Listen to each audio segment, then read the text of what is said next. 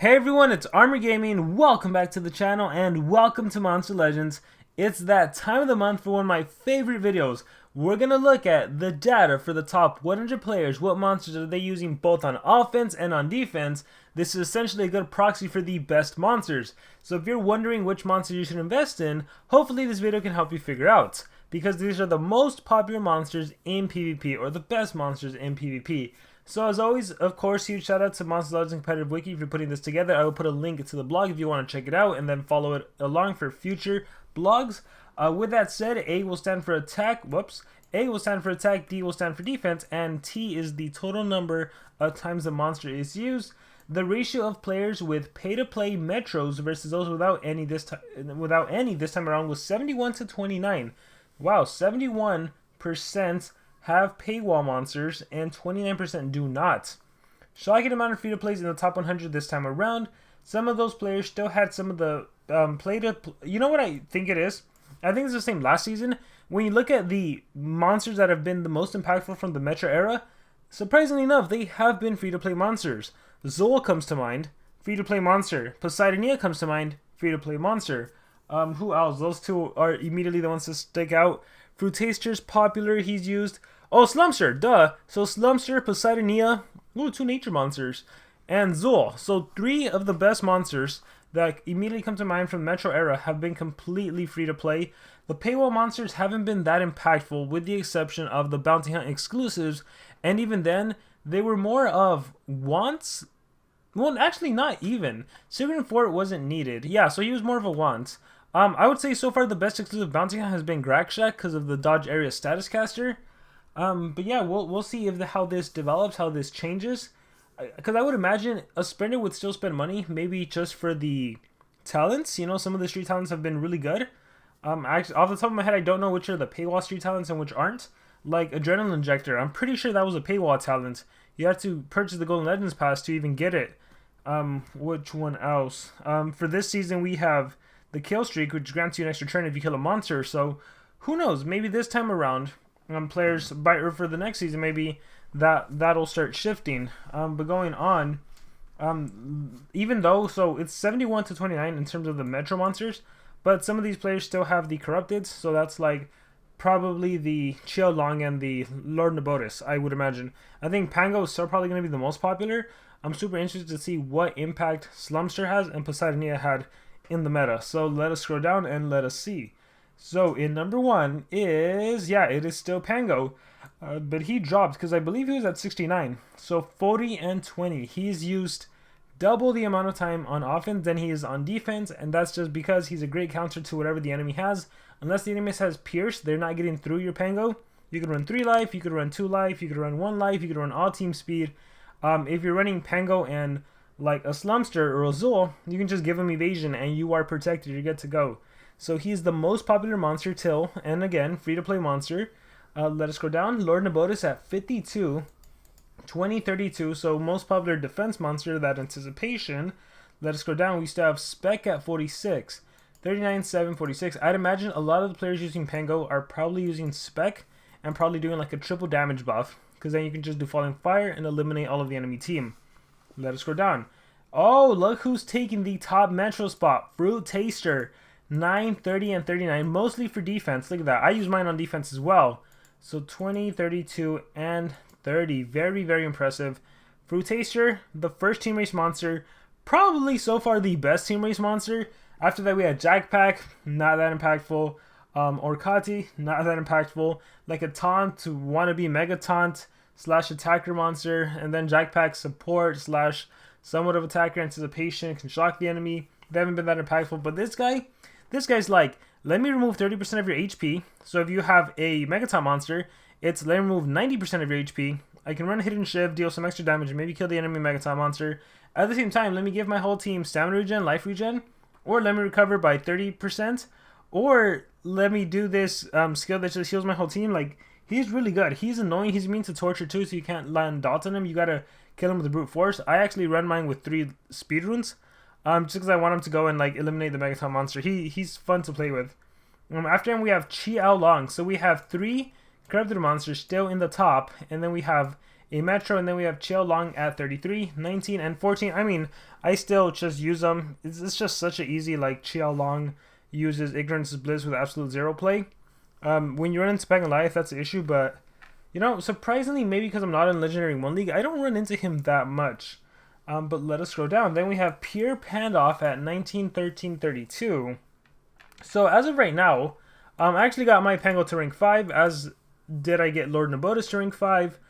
Spec, I don't have enough to rank. Pure Pandoff, I think, is rank 4. I probably won't be taking it to rank 5 anytime soon. Xiao Long is rank 5. Oh, look at that. Slumster jumped up a lot. So 1, 2, 3, 4, 5, 6, 7. Slumster is in 7th place. 13, 17. Interesting. He's mostly being used on defense, or slightly more on defense than on offense. Very interesting. I haven't encountered too many Slumsters myself, so I definitely want to see how the enemy is using them.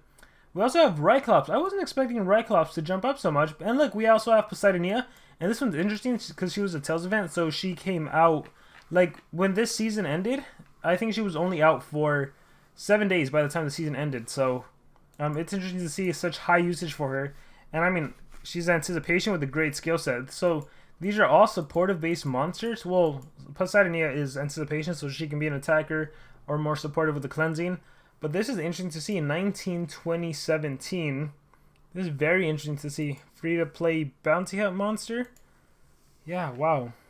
So we have Fruit Taster, Slumster, Ryclops, and Poseidonia. Okay, so I think slowly and surely, these monsters, as good as they are gonna slowly be replaced. Look, we have Mouseron down here. We have Zola over here at 17. I'm actually surprised that Zola is not higher, especially with Pango. Like, you can run really good mechanics. You can double damage your attacker. It can be Zool. It can be Zool, Zool Pango, and then you can do damage boost, double damage your attacker, and if your attacker is Spec, that'd be a phenomenal team. Like, I want to rank up Specs just to do that. So I could give my Spec damage boost, double damage, and I'm good to go. Maybe I start off with a random triple damage at the start of the battle as well. I'm surprised. Grackshak, again, the most popular monster from the paywall is a Grackshak. Everyone else, Tails monster free, Bounty Hunt monster free, Maze monster free, Team Race free. And I know you might argue, no, it's not free. No, they really are free. For Fruit Taster, you know, you can just place first in your team, or if your team can get, what is it, 10 laps or 4 laps? I think it's 10 laps. They can pull it off. So it is a free-to-play event, essentially, because to get the monster is free-to-play. Slumster, Maze are free-to-play. Bounty Hunt is like, you should be able to get it. Tails, you just save up the gems. But yeah, this one you had to pay money, but she is so far the best, I would say. Legendary monster, Santirion. Modrak, top monster. Jakuna, top monster. Syntheris, the first exclusive monster at 10. We have Stock Killer, my personal favorite user all the time. Elgato for that triple damage buff. Engwe, exclusive Bounty Hunt monster. Bloomeria, Anticipation monster, also one of my favorite monsters. Hammergorm, a Megaton monster. Fossarius, a Megaton monster. 167, 167. I think as we get more better street talents, they'll get used. Because right now, like, put a Hammergrom, run 2 life, run team speed life, give this monster a mud body. That is dangerous. Whereas with the street talents, they're not as dangerous. Garnexel 235, I can honestly see him being used more. I personally really like his skill set. He can do Megaton. He can do 2 evasion skills. One evasion gives him max life increase, or doubles max life. The other one gives him... what does the other one do? I don't even remember what the other one does. And then this monster also has the life regen and 30% heal, which is amazing.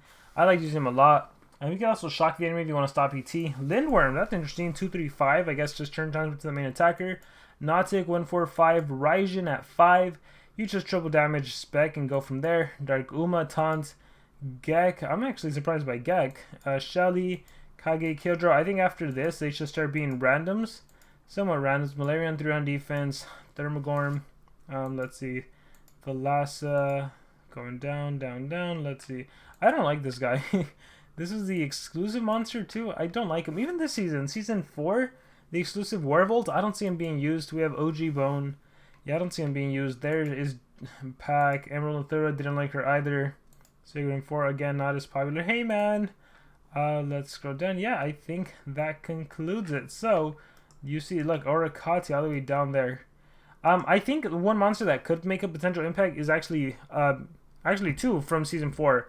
UV Fusion, it's going to be interesting to see because super fast Shin Transfer monster, and then Voltic, actually a really strong attacker. So those two I want to keep a close eye on and see what impact they have, especially because Voltic with the Adrenaline injection or injector works so well together because he has ET, so he gets in, like, it doesn't work as well with other attackers because with other attackers, they don't have extra turn skills. So if you attack and get your stamina drained, whatever, you wait till your next turn. With Voltic, he can do 50k volts, get stamina drained, recover with injector, power increase. Now his next attack is even stronger. Static shocks, get your stamina drained. Like, even though there's anticipation, he is super deadly. So I think UV Fusion and Voltic are definitely going to have an impact in the meta. I wonder, like, I think they'll jump into the top 10 by the end of the mid-season. So I'm excited for that. Pango doesn't surprise me, but he is going down slightly. I think there's going to be a time when Lord Nabotas goes down. Spec, I think, for offensive plays is always going to be popular. It's just too easy to Pango, Spec, triple damage, or like I said, Zul, Spec, Pango, double damage, damage boost, and just AoE sweep the floor with everyone. So I think she's going to remain like in the top 5 for a long time to come. But who knows? I could be wrong. Other monsters are coming for her. So 46, 39, 33. But yeah, guys, love these videos. Let me know what you guys think about it in the comments below. I am super curious to hear what you guys think about like Voltic and Infusion. Any thoughts in the comments below? Thank you very much, and remember to subscribe.